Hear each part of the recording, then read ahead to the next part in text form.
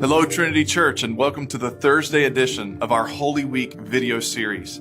I am Robbie Hall, the campus pastor for our downtown Norfolk campus, and today we are talking about service. But before we can talk about service, there are a few things to explain.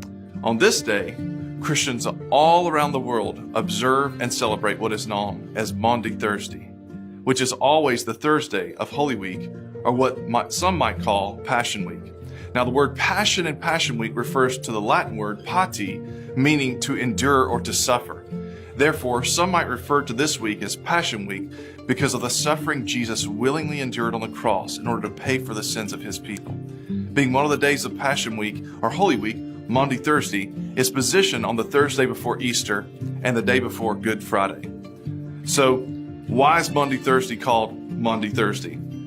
And what does this have to do with service or serving? Maundy Thursday is celebrated on what is believed to be the day when Jesus celebrated his final Passover meal with his disciples, called the Last Supper. It was during this last meal before his death that Jesus washed his disciples' feet. Now think about that. The Savior of the world humbled himself before his disciples to serve them and to wash the grit and grime off their feet. Then he commanded them to do the same for each other. The word Maundy in Maundy Thursday is derived from a Latin word from the translated biblical text. That Latin word means mandate or command. And it can be found in John 13:34 when Jesus says, "A new command I give you, love one another. As I have loved you, so you must also love one another."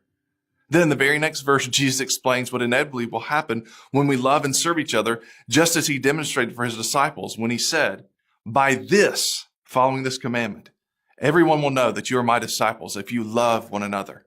By this, Jesus said, by obeying this new command and following his example of serving and loving each other, everyone would know that they were his disciples. Our Savior's new command of service and humility were evident throughout his ministry. On numerous occasions, in parables and in his teaching, Jesus taught, the first will be last, and the last will be first. One of Jesus' definitive statements on service is displayed in Mark 10. Here, James and John came to Jesus and asked for the great honor of being seated on Jesus' left and right-hand sides for what they thought would be the establishment of an earthly kingdom. James and John knew the seats beside the ruler had great prominence and great influence. And then the other disciples heard about this, and Matthew records that they became indignant.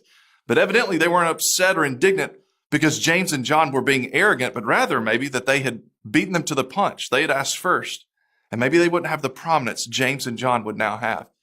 Jesus, seeing the opportunity to speak into the hearts of the future leaders of the church, paused, brought the disciples together, and in verse 42 of Mark 10, he said this, "You know that those who are regarded as rulers of the Gentiles lord it over them, and their high officials exercise authority over them." And the disciples surely thought, oh yes, that's true. Those Gentile rulers and those high officials, they totally lord their authority over people, and nobody likes that. But then Jesus made a powerful statement. He said, "Not so with you. Not so with you," he said. "Instead, whoever wants to become great among you must be your servant, and whoever wants to be first must be slave of all. For even the Son of Man, even me, the one who deserves all the glory and the honor, the one who actually deserves to be served, even the Son of Man did not come to be served, but to serve, to give his life as a ransom for many." When Jesus served, it wasn't to greet or keep nursery or run a soundboard. And those are great ways to serve, but realize when Jesus served, his volunteer position was to die. Christians are merely broken people serving broken people.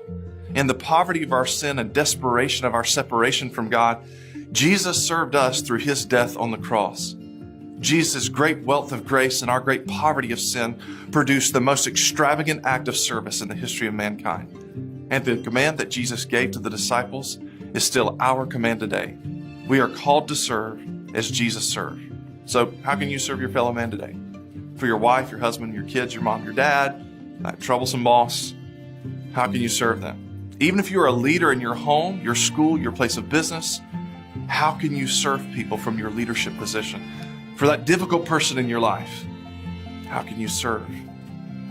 You can communicate the unmerited favor of God by simply giving a person what they don't deserve, haven't earned, and can't repay. because that's what our Savior did for us. And if the Savior of the universe can serve us by taking on human flesh and paying our sin debt through the cross, we can follow his example and serve those he died to reach. We are broken people serving broken people for the glory of a magnificent Savior. Have a blessed Maundy Thursday.